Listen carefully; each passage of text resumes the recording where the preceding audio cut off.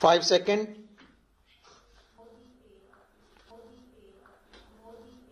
Start.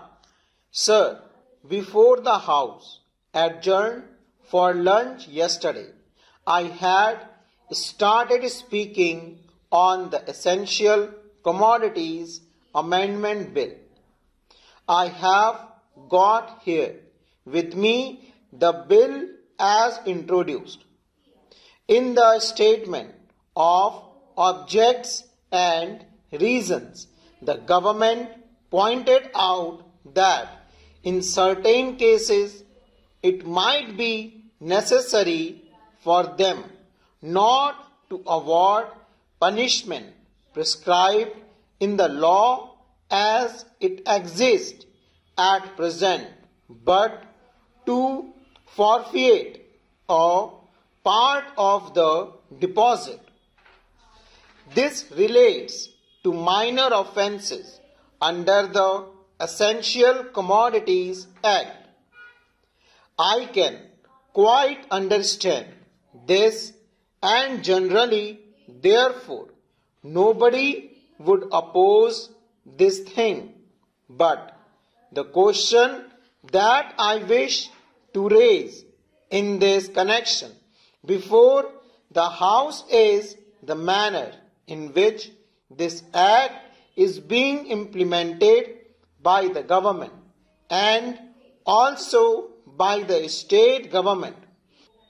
I mention the state governments because here is a measure which is sponsored by the Ministry of Food and Agriculture, and in regard to many aspects of which I believe the central government has concurrent jurisdiction, but much is left to the states. Our experience has been, especially in the state from which I come, namely West Bengal, that this act is not implemented properly by the state authorities because of various connections of certain people high up with the big business and others indulging in speculation, hoarding, and so on. The result has been that whatever should be done had not been done.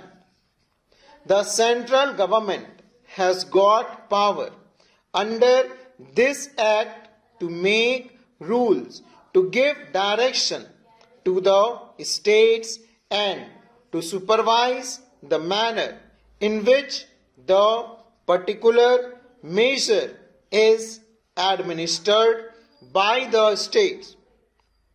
We found that much that should have been done was not done. What is the use of talking about punishment of the small fry?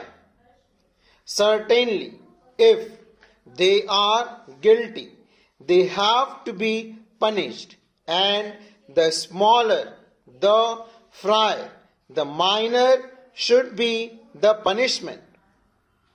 I agree there, but the point is that the act is not properly implemented.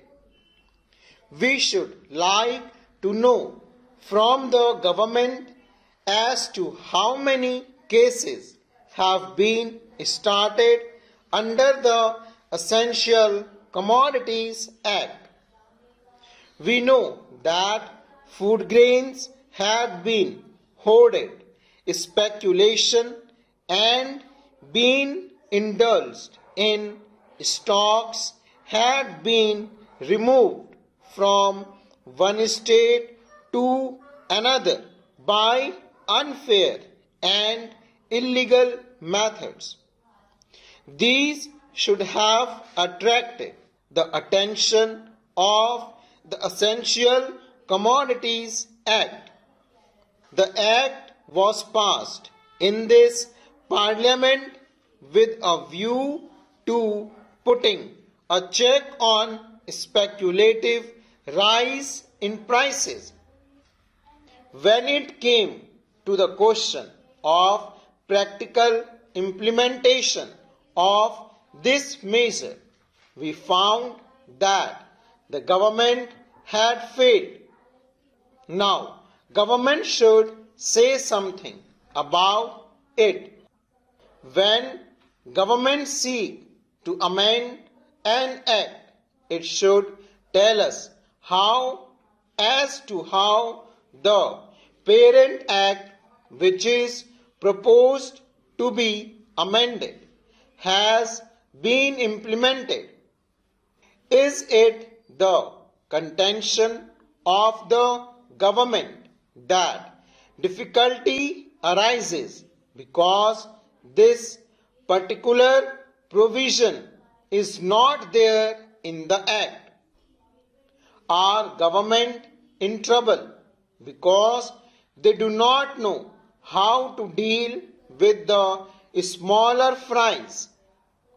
Or is it because that those who are supposed to administer this measure, that at the state level, at the district level, have thought it fit to ignore it, have thought it fit to bypass it? If any measure of the central government was needed for controlling the price of food grains and ensuring the surplus of essential commodities to the community, it is the Essential Commodities Act. I would like the minister to say something on this. I know that he was not here at the time when we passed this measure, nor was he there when the Essential Commodities Act was bypassed by many state governments. In the past, we had drawn the attention of the minister to this problem, and that minister is now happily going to be the president of the Uttar Pradesh Congress Committee.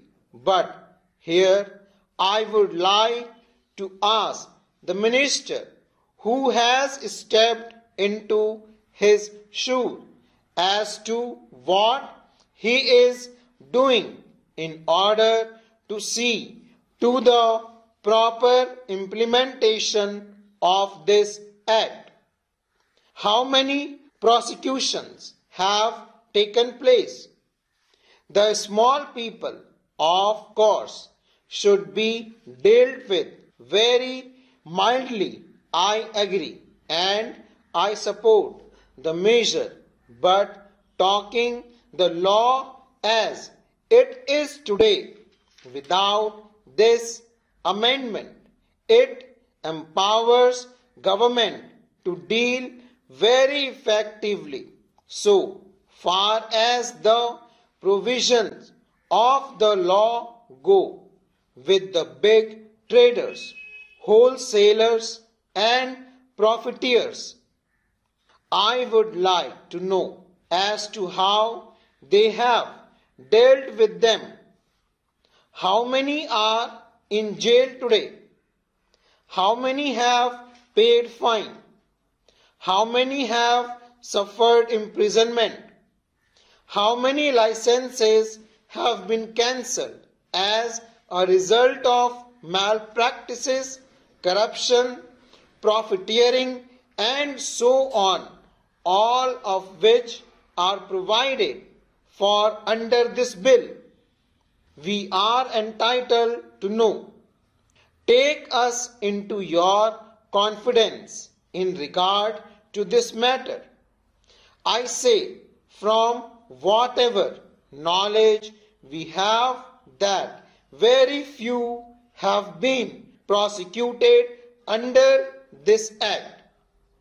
If it is so, it is not because our black market trade has suddenly become white market trade, or those impious people have suddenly become virtuous with the succession in the office of the food minister by a new man. Full stop.